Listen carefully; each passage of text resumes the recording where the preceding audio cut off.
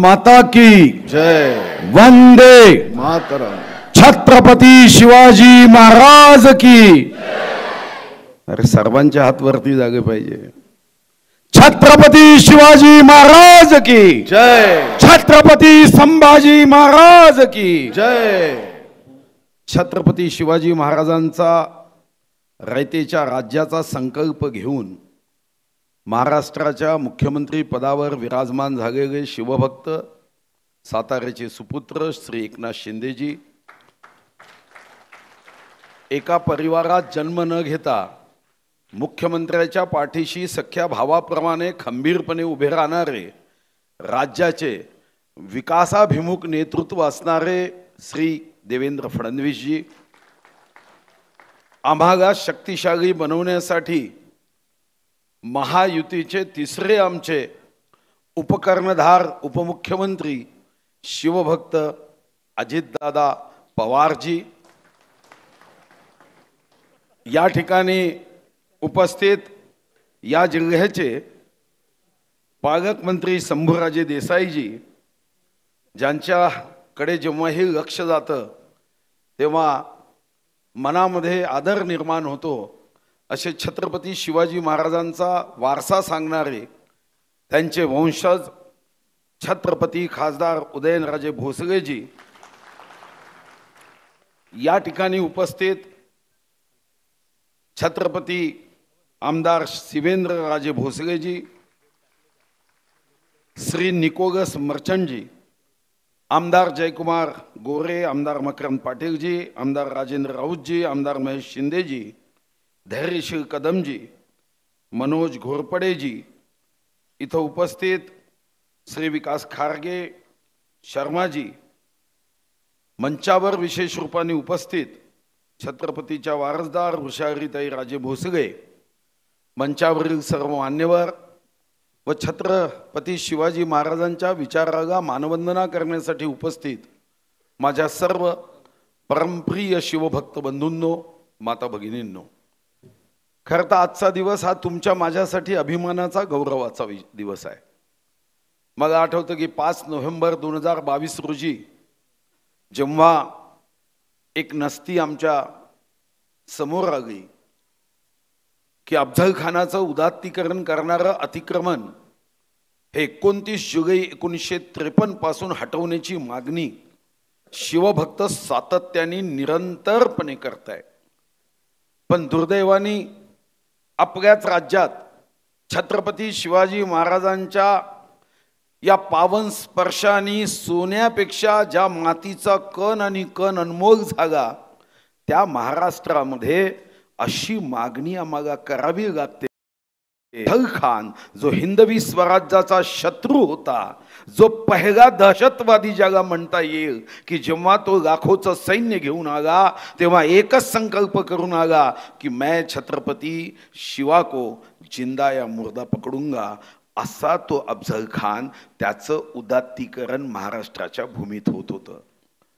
आणि 5 तारखेला जेव्हा ही नस्ती आली तेव्हा एक गोष्ट लक्षात आली की 5 मे 2008ला दुर्दैवाने या महाराष्ट्रामध्ये छत्रपती शिवाजी महाराजांच्या भूमीत अफझल खानाच्या कबरीचं अतिक्रमण हे नियमानुकूल करण्याचा निर्णय झाला होता.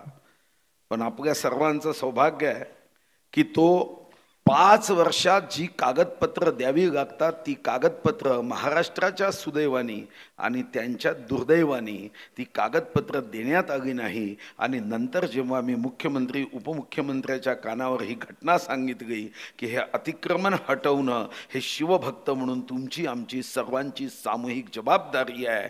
10 नोव्हेंबरला हे अतिक्रमण हटलं. पण अतिक्रमण हटलं तेव्हा मला साधारणतः वाटलं की प्रश्न संपला. पण अतिक्रमण हटल्यानंतर शिवभक्तांना वाटायला लागलं की अतिक्रमण तर हटलं, दहशतवाद कसा संपवावा लागतो हे 10 नोव्हेंबर हा आमच्यासाठी महाशिवप्रताप दिवस आहे.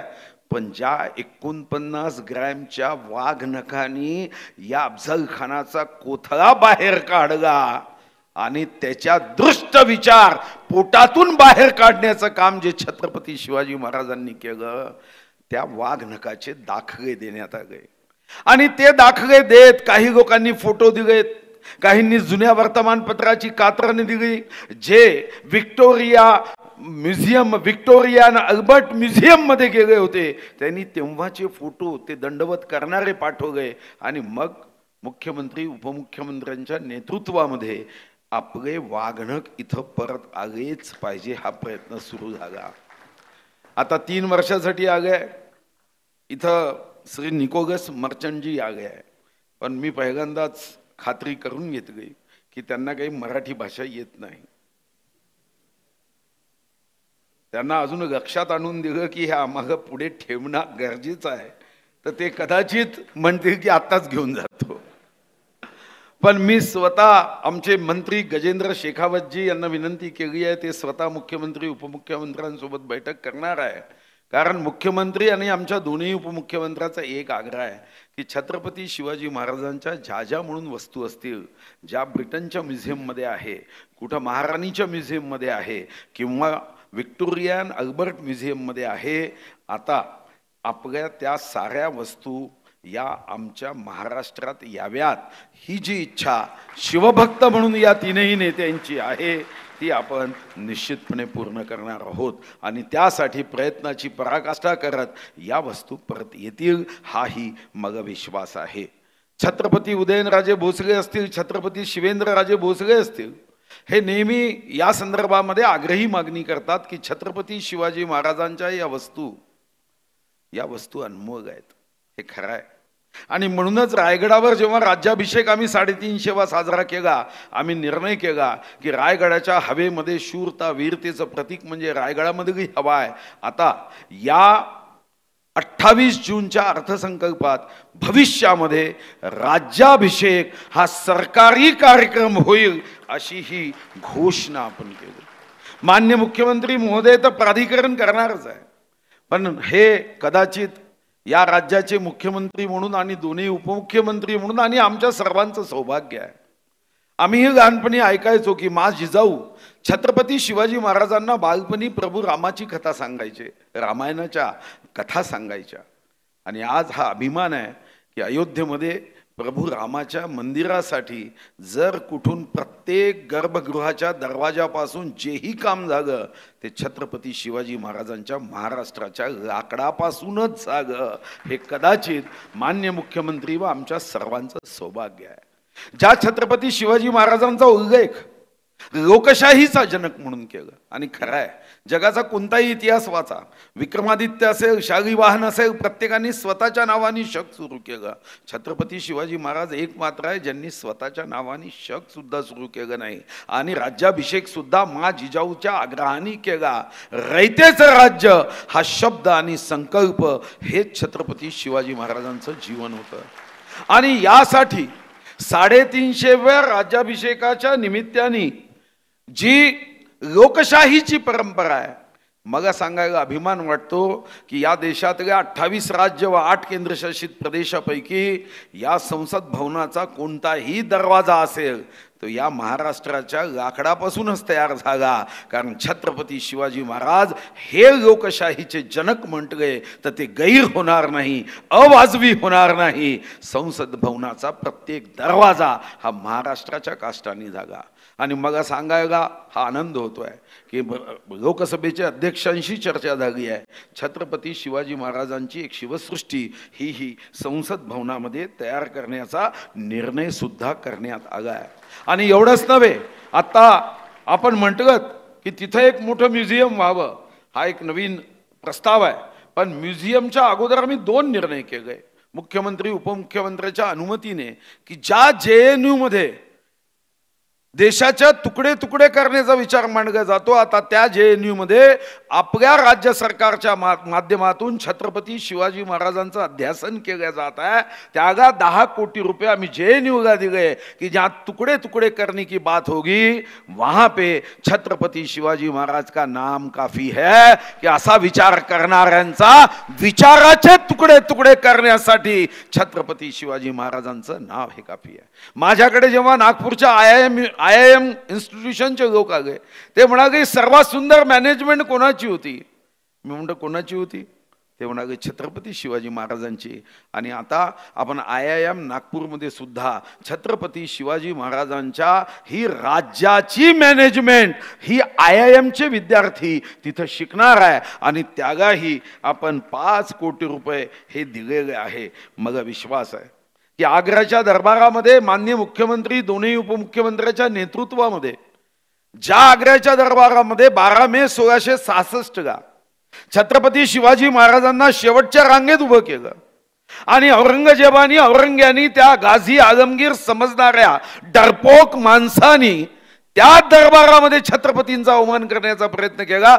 छत्रपती सोबत सैन्य नव्हतं पण तरीही छत्रपती शिवाजी महाराजांनी हजारो वाघाची डरकाळीचाही आवाज फिका पडावा अशी डरकाळी फोडत त्या औरंग्याला सांगितलं, अरे दरबार तेरा है, आवाज ये मराठे राजा का है, छत्रपती शिवाजी महाराज का है. त्याच दरबारात माननीय मुख्यमंत्री उपमुख्यमंत्र्यांच्या नेतृत्वात गेले 2 वर्ष शिवजयंती साजरी होत आहे. मी आपल्याला विनंती करेन की छत्रपती शिवाजी महाराजांचा हा शूरतेचा वीरतेचा इतिहास आपल्याला जनाजनाच्या मनामनापर्यंत पोहोचवायचा आहे. जे कोणी महाराष्ट्रामध्ये छत्रपती शिवाजी महाराजांवर प्रेम करतात त्यांनी जाहीरपणे अडचणी निर्माण करण्याच्या ऐवजी जेव्हा ही मनात शंका येईल तेव्हा शंका दूर करण्यासाठी आमचा विभाग तयार आहे. पण कारण नसताना छत्रपती शिवाजी महाराज म्हणजे या जगातले सारे ऊर्जा केंद्र, सारे थर्मल पॉवर स्टेशन एकीकडे आणि आमच्या छत्रपतीचा विचार एकीकडे. कारण हा अशी ऊर्जा देणारा विचार आहे. जय भवानी जय शिवाजी हा फक्त एक मंत्र नाही, बेशुद्ध माणसाला सुद्धा शुद्धीवर आणणारा जय भवानी जय शिवाजी हा जय घोष आहे.